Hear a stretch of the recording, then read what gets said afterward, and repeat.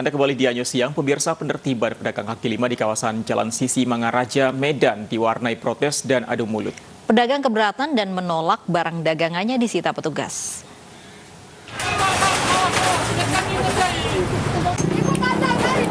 Iya, bandel. Berapa kali kami apa-apain?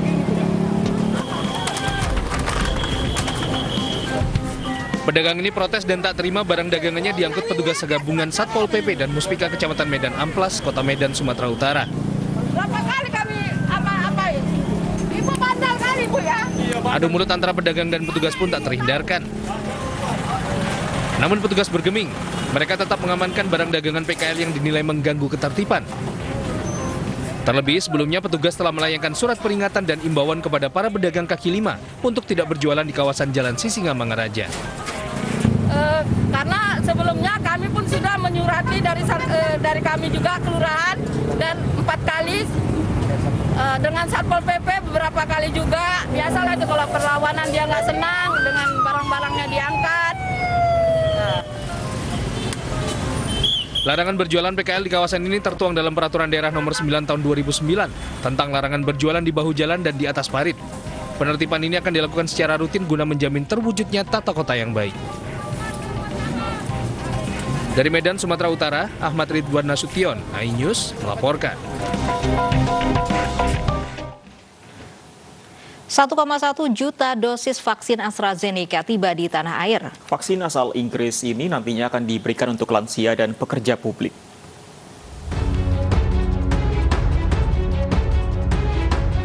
"1,1 juta vaksin AstraZeneca tiba di Bandara Soekarno-Hatta dengan pesawat Boeing 777. Kedatangan vaksin buatan Inggris ini merupakan tahap awal dari 11,7 juta vaksin yang ditargetkan akan sampai hingga Mei 2021. Sementara jika ditotal, kedatangan ini merupakan yang ke-6 kalinya setelah sebelumnya Indonesia telah menerima 5 kali kedatangan vaksin Sinovac dari China.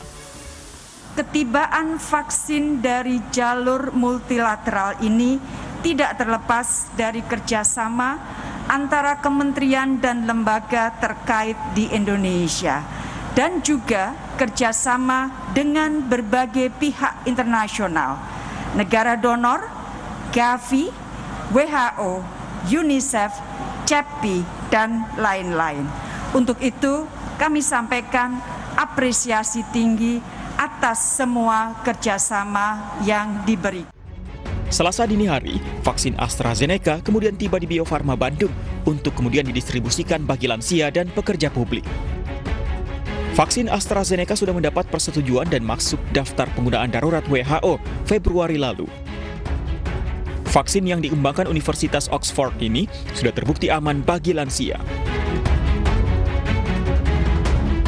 Tim Liputan iNews melaporkan. Pemirsa, Kementerian Pendidikan dan Kebudayaan menargetkan semua sekolah di seluruh daerah akan dibuka mulai bulan Juli 2021. Dengan kebijakan ini, pemerintah Kota Bandung mulai menyiapkan simulasi kegiatan belajar mengajar offline dalam waktu 3 bulan.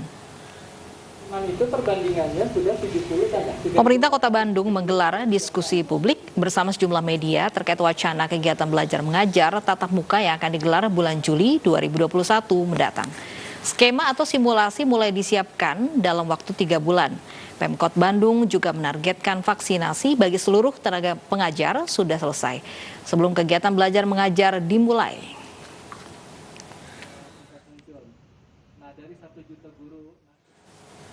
Untuk informasi kesiapan kegiatan belajar mengajar tatap muka, selengkapnya kita bergabung dengan rekan Desi Juliani di Bandung, Jawa Barat.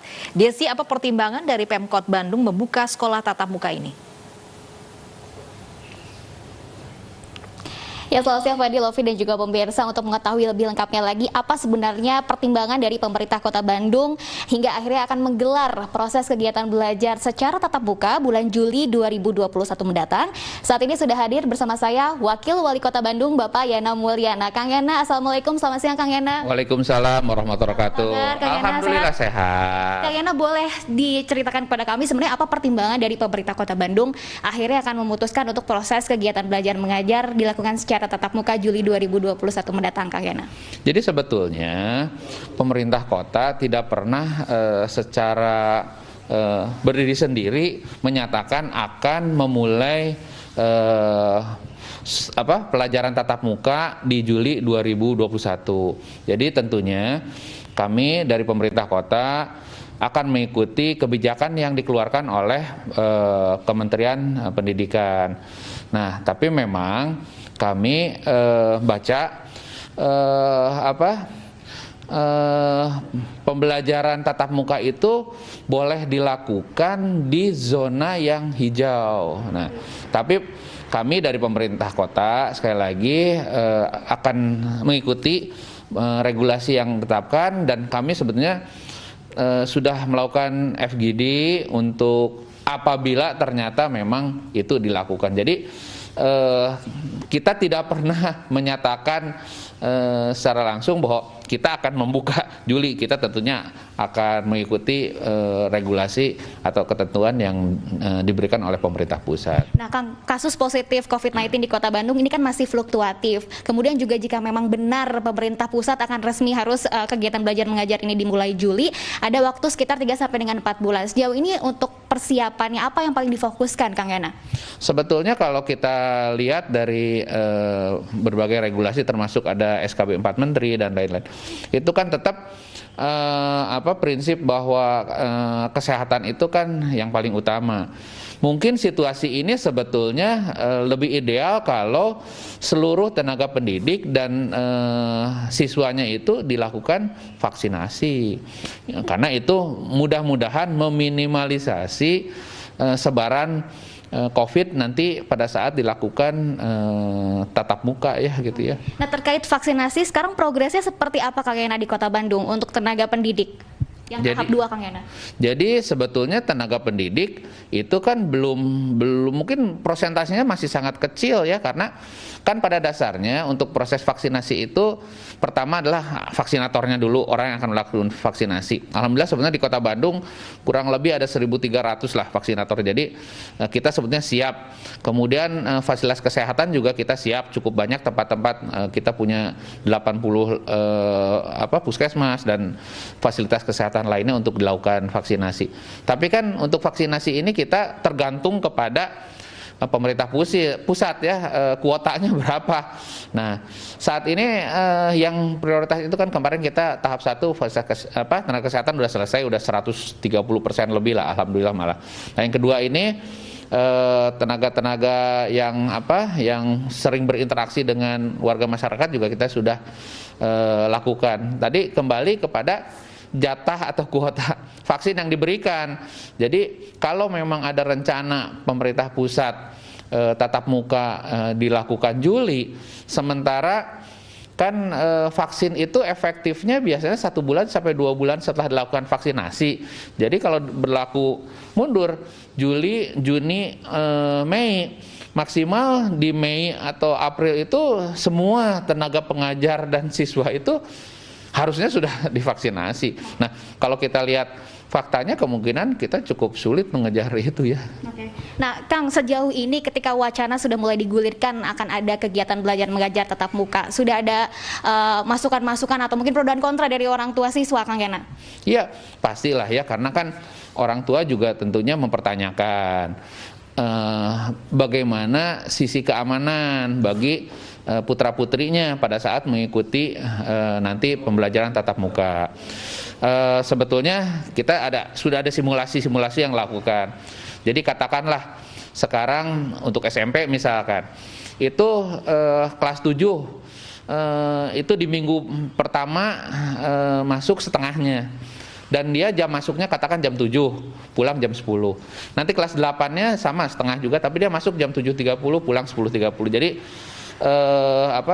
waktu datang dan waktu pulangnya juga berbeda. Kemudian kapasitasnya tetap 50%, bergantian. Jadi nanti yang akan diberikan pada saat tatap muka itu memang pelajaran-pelajaran memang memerlukan tatap muka. Yang lainnya selama pelajaran itu bisa diberikan secara PJJ, ya itu yang tetap dilakukan. Atau mungkin juga nanti sistemnya akan blended learning mungkin Kang Yana, itu kemungkinan bisa akan terjadi. Ya pastilah, nggak mungkin kan. Jadi tadi mana yang bisa dilakukan secara PJJ di rumah, luring, atau yang offline. Yang offline ya memang harus ketemu. Gitu. Baik, terima kasih banyak Kang Yana atas waktunya sudah memberikan konfirmasi kepada kami. Jadi ini masih menunggu arahan juga dari pemerintah pusat, sambil menunggu arahan persiapan juga masih dilakukan oleh pemerintah Kota Bandung. Baik, terima kasih Kang Yana. Nah itu dia tadi Lovi, Fandi dan juga pemirsa, berarti ini masih dalam proses persiapan tentang kegiatan belajar mengajar di Kota Bandung secara tatap muka ini berlangsung sambil menunggu arahan dari pemerintah pusat.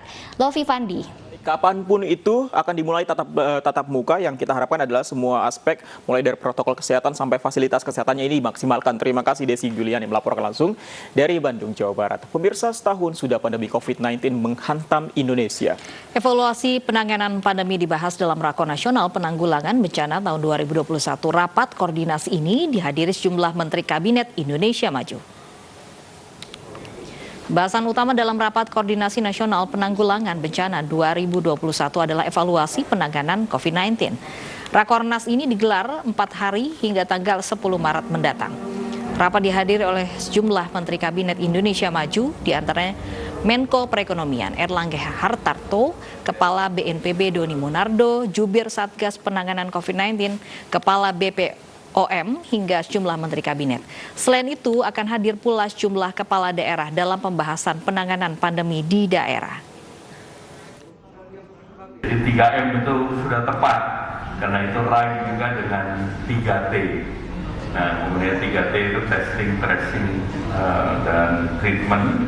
Ini menjadi kunci, karena pertama ini penanganan dari hulu, itu sehat dulu. Dan yang sehat itu yang bergerak, yang punya mobilitas. Tantangan terbesar dari awal itu adalah data. Kita tidak tahu berapa jumlah APD yang tersedia saat itu. Sehingga setelah Bapak Presiden mengeluarkan Kepres pada tanggal 13 Maret 2020, hampir semua rumah sakit itu tidak memiliki APD cukup.